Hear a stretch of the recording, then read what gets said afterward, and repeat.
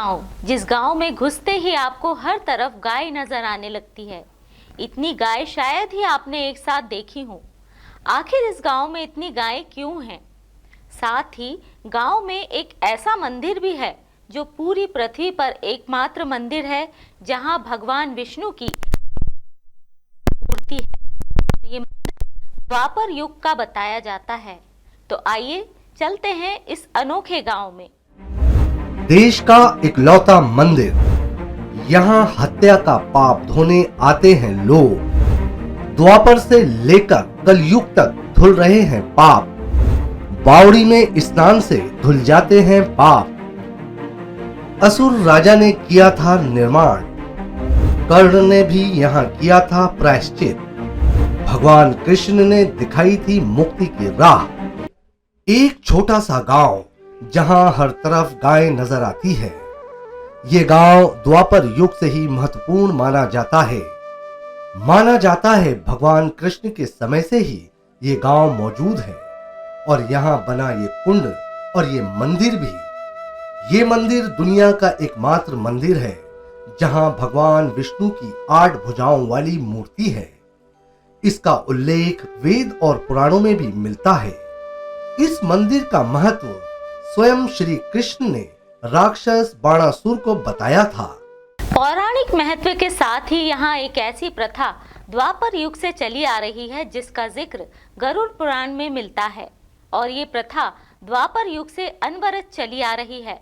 आज भी पौराणिक काल की निशानियां इस जगह पर देखी जा सकती है। आज भी यहाँ बड़ी संख्या में लोग आते हैं। क्या है ये प्रथा, आइए जानते हैं। दुर्ग जिले से महज 18 किलोमीटर दूर स्थित ग्राम बाणबरत, यहाँ एक ऐसा मंदिर है जो गौ हत्या के पाप से मुक्ति दिलाता है। ऐसा माना जाता है कि इस मंदिर का महत्व स्वयं श्री कृष्ण ने राक्षस बाणासुर को बताया था। मंदिर के ठीक बाजू में एक कुंड है। माना जाता है कि यहाँ स्नान करने के बाद गौ हत्या करने वाले के ऊपर से हत्या का पाप उतर जाता है। गौ हत्या आज के युग में बहुत बड़ा पाप माना जाता है। विशेषकर हिंदू धर्म में गाय को माता की तरह पूजा जाता है। भूलवश हिंदुओं द्वारा हुई गौ हत्या में ये मंदिर उनके ऊपर से हत्या का पाप दूर करने उन्हें मुक्ति दिलाता है। अनजाने में हुई गौ हत्या के पाप को उतारने लोग इस मंदिर में आते हैं और विधि विधान से गौ माता की पूजा कर पाप मोचन कुंड में स्नान करते हैं। ऐसा माना जाता है कि गौ हत्या से मुक्ति के लिए पृथ्वी पर मात्र ये एक ही मंदिर है। मंदिर के पुजारी ने बताया कि उनकी इस मंदिर में 11वीं पीढ़ी है। इस मंदिर के बारे में गरुड़ पुराण में भी जिक्र है। इस मंदिर में कर्ण ने भी आकर गौ हत्या के पाप मुक्ति की पूजा की थी। जहाँ से गौ हत्या हो जाती है तो वो 21 दिन के अंदर में आके यहाँ पे पूजा करवाते हैं। जैसे सर्वप्रथम वो आते हैं तो उनको भगवान मंदिर के बाहर में उनको पहले संकल्प करवाया जाता है। नाम गोत्र गांव का ऐसा बोल के उनको संकल्प करवाया जाता है और यहाँ उसके बाद फिर मुंडन के लिए भेजते हैं। उसके बाद आने के बाद ये जो पाप मोचनी कुंड है वहाँ उनको स्नान करवाया जाता है। तत्पश्चात श्री हरि भगवान विष्णु के समक्ष बैठा के उनको उनके हाथों से फिर पूजा पाठ करवाया जाता है। तब जाके उनको उस चीज़ से मुक्ति मिलती है।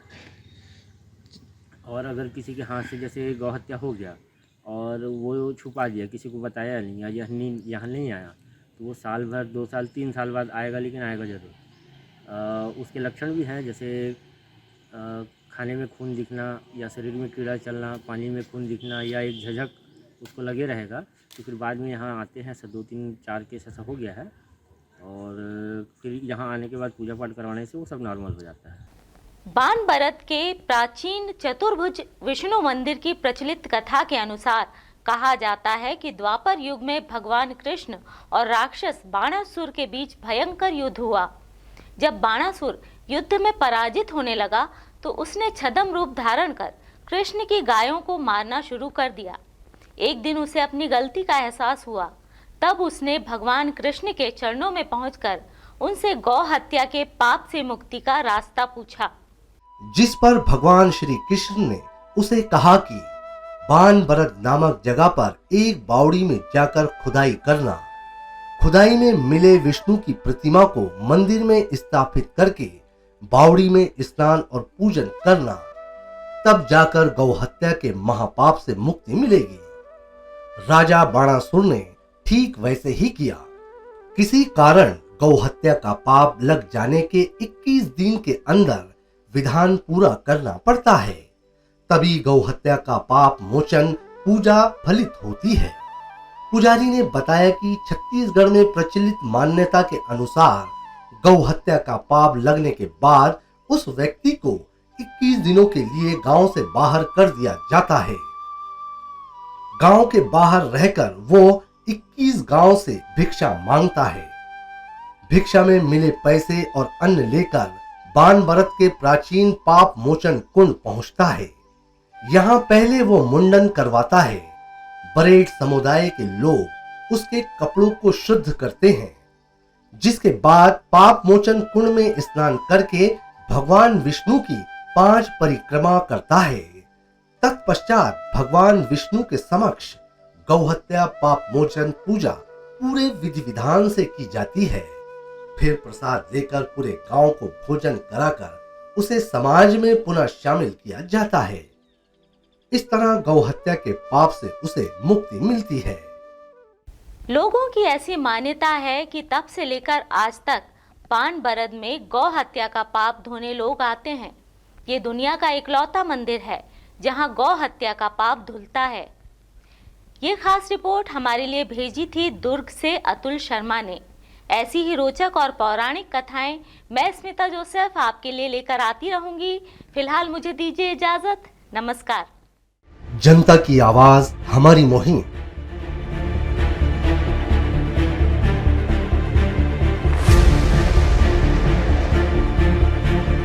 डिजिटल युग की नई आवाज।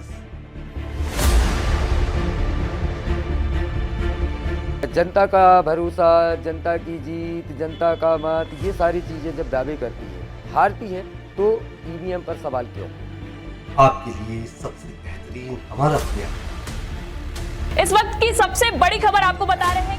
इंडिया टाउन न्यूज, भारत की बात।